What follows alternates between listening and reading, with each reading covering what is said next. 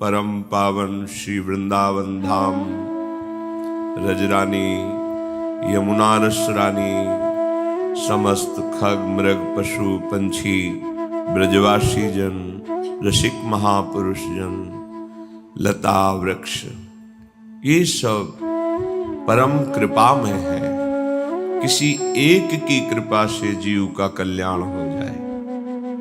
रजरानी का एक कण भी यदि नित्य शरीर में लगता है तो कोई कैसा भी पापाचारी हो, उसका अंतःकरण पावन हो जाएगा और उसकी अंतिम गति प्रियालाल होंगे। इस रजरानी की बहुत महिमा है। अगर एक भी लता कृपा कर दे तो प्रियालाल का अद्भुत प्रेम प्राप्त हो जाए। अगर रसिक महापुरुषों की दृष्टि पड़ जाए और उनके वचनों के अनुसार जीवन बना लो तो बड़े बड़े ऋषि मुनियों द्वारा वांछित जो प्रेम रस है वो आपके हृदय में स्फुरित हो जाए। ऐसी पावन भूमि में हमें अवसर मिला है अपने जीवन को सुधारने का। ये जो हमारे अंदर अहंकार पूर्वक आसुरी बुद्धि प्रेरणा देती है कि हम दूसरे की हिंसा कर कर, दूसरे का धन छीन कर, दूसरे को दुख देकर हम सुखी हो सकते हैं, अधर्माचरण से, चोरी से, व्यभिचार से, छल कपट से, तो विश्वास मानिए किसी और को दंड देने की जरूरत नहीं है। आपका कर्म ही आपका नाश कर देगा। रोज का रोज आपने जो कर्म किया हो बलवान हो रहा है आपको दंड देने के लिए। जहां समय आया फिर तुम्हें कोई नहीं बचा सकता, वो कर्म ही तुम्हें हजारों की भीड़ में नष्ट कर देगा। एकांत में होंगे तो तुम्हारे हाथ से ही तुमको दंड दिला देगा। इसलिए सावधान रहिए। कोई भी विपत्ति हमको उतना दुख नहीं देती जितना हमारा पाप कर्म हमको दुख देता है। कोई भी संकट नहीं है। यदि आप धर्म पूर्वक चल रहे हैं तो आया हुआ संकट भी आपकी उन्नति का कारण होगा। यदि पापाचरण करके आपने बहुत सी सुख सामग्री एकत्रित कर ली है तो आप देख लेना परिणाम में ना वो सामग्री रहेगी, ना सामग्री भोगने वाला तुम्हारा परिवार रहेगा और ना तुम रहोगे। तुम्हारा कर्म तुम्हारा सर्वनाश कर देगा, कहीं भी ठौर नहीं मिलेगी। इसलिए प्यारे, भगवान ने कृपा करके बहुत बढ़िया दिव्य अवसर दिया। बार बार तो बनत नहीं यह संयोग अनूप, मानुष तन वृंदा विपिन, रसिकन संग विविरूप। अत्यंत उदार करुणा वरुणालय श्यामा श्याम की उपासना। कैसी कृपा हो गई। मनुष्य शरीर श्रीधाम वृंदावन में बैठे हैं आप। यहां आने की भावना मात्र से पाप थर्रा उठते हैं। चाहे जिस भाव से आओ, ये धाम है अपना प्रभाव रखता है। वृंदावन ही प्रभाव सुनो, अपनो ही गुण देत, जैसे बालक मलिन को मात गोद भर लेत। जैसे अत्यंत वात्सल्यमयी माँ केवल ये देखती मेरा बच्चा है, मलिन है कि निर्मल है ये दूसरे देखते हैं, माँ नहीं देखती। ऐसे ही वृंदाटवी माँ हम सब उसके बच्चे ही हैं। जब हम किसी भी भाव से भागकर वृंदावन धाम आते हैं तो वृंदावन हमारा सुख संविधान करता है, हमारे पाप रूपी मल को नष्ट कर देता है, धो बहा देता है। बहुत बढ़िया सहयोग है, बहुत बढ़िया संयोग है। निकल चलिए इस माया के भयावने दलदल में। जहां हम निकलने की कोशिश करते हैं तो और धंस जाते हैं। जैसे हम अपने मन को कामादि से हटाने की कोशिश करते हैं उतना ही भयंकर वेदना और प्रकट होती है। पर यदि आपने किसी महापुरुष के चरणों का आश्रय ले लिया और उनके बताए हुए नाम मंत्र का सुमिरन कर रहे, फिर ऐसा नहीं होगा। उसी दलदल से निकलने का सहज उपाय मिल जाएगा। जिस दलदल में हम निकलने के उपाय में फंसते जा रहे हैं उसी दलदल में से हम निकल जाएंगे। ये नाम, ये मंत्र, ये उपासना पद्धति बहुत बड़ा संबल है। जो भयावह माया भ्रमात्मक रूप पैदा करके हमको भ्रष्ट कर देती है, तो नाम ऐसा प्रकाश डालता है जैसे बाहर दूर पड़ी हुई अंधेरे में रस्सी सांप का भ्रम करके हमें भयभीत कर देती है, पर सीधे उसमें लाइट पड़े, प्रकाश पड़े तो दिखाई देता है नहीं नहीं ये रस्सी है, सांप नहीं है, आप बिल्कुल निर्भय हो गए। ऐसे ही माया नहीं है, केवल ब्रह्म है, केवल भगवान है, केवल प्रभु है। ये तब पता चलता है जब गुरु कृपा से हृदय में ज्ञान का प्रकाश होता है, तभी वो निर्भय, निश्शोक, निश्चिंत हो जाता है, क्योंकि सारे कर्म बंधन उसके छिन्न भिन्न हो जाते हैं और वो परमानंद में डूब जाता है। इसलिए बिल्कुल प्रमाद करने की आवश्यकता नहीं। ये 4 बातें सत्संग में आपने सुना भी है, पुनः हम बता रहे हैं कि आप कृपा करके कभी मत कीजिएगा। पर स्त्री का गमन मत कीजिएगा, मांस मत खाइएगा, शराब मत पिएगा और किसी भी विधान से जुआ मत खेलिएगा।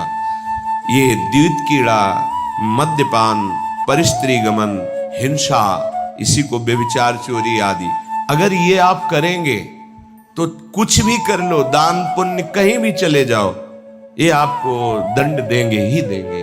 क्योंकि जहां भी जाओगे कलयुग तुम्हारी बुद्धि को ऐसा भ्रष्ट करेगा कि वहां भी भारी अपराध ही बन जाएगा।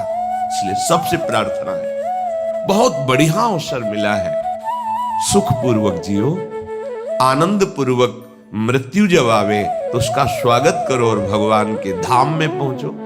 अनंत आनंद जहां बिखर रहा है, ये जीवन इन ओस कणों के पीने से प्यास नहीं बुझती। जिनको तुम भोग सुख समझ रहे हो, ये ओस कण हैं, इनसे प्यास बुझने वाली नहीं, आज तक किसी की नहीं बुझी। इसलिए प्रार्थना है, ये 4 बातें बिल्कुल कसम खा लो, मुझे जीवन में कभी परस्त्री गमन नहीं करना, मुझे किसी भी जीव के हिंसा करके मांस आदि नहीं खाना, मुझे कभी भी चोरी और द्वित कीड़ा ये नहीं करना, कभी शराब नहीं पीना। अगर आप आए हैं वृंदावन तो आप भाग्यशाली हैं, मेरी लाडली जू की आप पर कृपा है, नहीं तो श्री राधिका कृपा बिनु सबके मनन अगम्य। आप मन से भी नहीं सोच सकते वृंदावन के विषय में, शरीर से आने की तो बात जाने दो। जब लाडली जू ने कृपा कर दी तो आप अपने जीवन को सुधार लीजिए। बहुत बड़ी सामर्थ्य हमारे साथ है। जब हम प्रियाजू के चरणों का आश्रय लेकर चलते हैं तो बड़े बड़े सिद्ध प्रेमी महापुरुषों की कृपा हमें प्राप्त होती है। ऐसे थोड़ी मार्ग में निकल जाया जाता है माया को परास्त करके, हमारी सामर्थ्य नहीं है। जो मायातीत अवस्था को प्राप्त महापुरुष हैं, वो अहेतुकी कृपा हम पर कर देते हैं। तो आप पे अहेतुकी कृपा हुई है, आप श्रीधाम आए हैं। बड़ी महिमा है सत्संग की। आप जहां बैठे हैं परम पावन भूमि है, शिव शनकादि उद्धवादि के द्वारा बंदनी रज में बैठे हैं। यहां आपको निर्णय लेना चाहिए कि जो असत कर्म जन्म जन्मांतर में हमें दुख ही दुख देंगे, वो मुझे नहीं करना।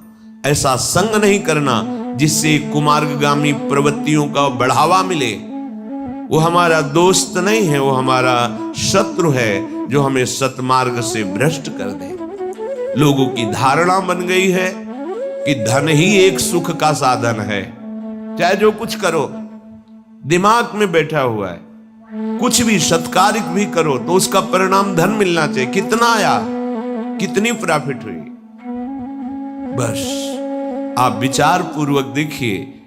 पहले धर्म है, फिर अर्थ है, फिर काम है, फिर मोक्ष है। अर्थ यदि धर्म पूर्वक है तब तो मंगल करेगा, आपकी कामनाओं की पूर्ति होगी और वो कामनाएं मोक्ष मार्ग का अवलंबन करेगी। ये सिद्धांत है। धर्म, अर्थ, काम, मोक्ष।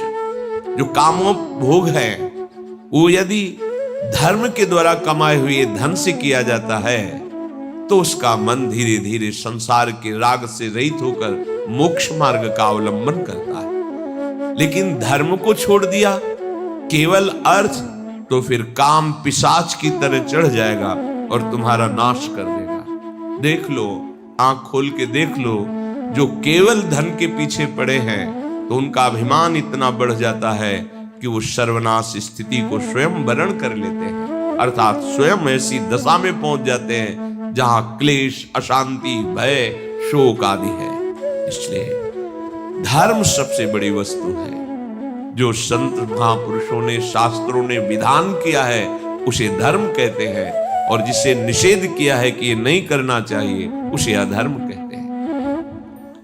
धर्म के पालन करने वाले के जीवन में ऐसा नहीं कि विपत्ति नहीं आती, संकट नहीं आते, रोग नहीं आते, ऐसा नहीं है, आते हैं, पर उनको सहने की सामर्थ्य मिलती है और आगे नहीं आएंगे। ये पीछे का हिसाब है। आज जो तुम कर रहे हो, आगे तुम्हारा बड़ा शुभ है, बड़ा मंगल है, बड़ा प्रकाशमय मार्ग है, आनंदमय मार्ग है। इसलिए हम आगे को सुधारने के लिए आए हैं। हमारा वर्तमान पवित्र धर्म युक्त, हमारा वर्तमान भगवत स्मरण युक्त, हमारा वर्तमान दूसरों को सुख देने की भावना से युक्त, तो निश्चित भविष्य आपका परम मंगल है, परम सुखमय है। देखो, भगवान के परम पावन भक्त पांडवजन सत्यनिष्ठ है, धर्मात्मा है, धर्म से चलते हैं। कितनी भारी विपत्ति आई है। जो चक्रवर्ती सम्राट पद पर अभिषिक्त हुए, उन्हीं को 12 वर्ष का वनवास और 1 वर्ष का अज्ञातवास। कितनी कठिन परिस्थिति है। भयावह जंगलों में जहां कोई सुविधा नहीं है वहां जीवन व्यतीत करना है। और ऐसे सुविधा में रहने वाले सम्राट पद में जो हैं, उनको कौन सी सुविधा दुर्लभ है। जिनके मित्र भगवान श्री कृष्ण हैं, जो सत्य को स्वीकार करके धर्म में आचरण करते हैं, उनके जीवन में ऐसी विपत्ति, तो अपने लोग तो विपत्ति लायक ही है। इसलिए विपत्ति में कभी घबराओ मत। यदि विपत्ति में धर्म का त्याग कर दोगे तो फिर ठीक नहीं रहेगा। संकट आया, विपत्ति आई, दुख आई, तो और धैर्य पूर्वक उसको हमें सहना है और अपने भगवत चिंतन को, धर्म को नहीं छोड़ना है, तो आगे बड़ा मंगल होगा।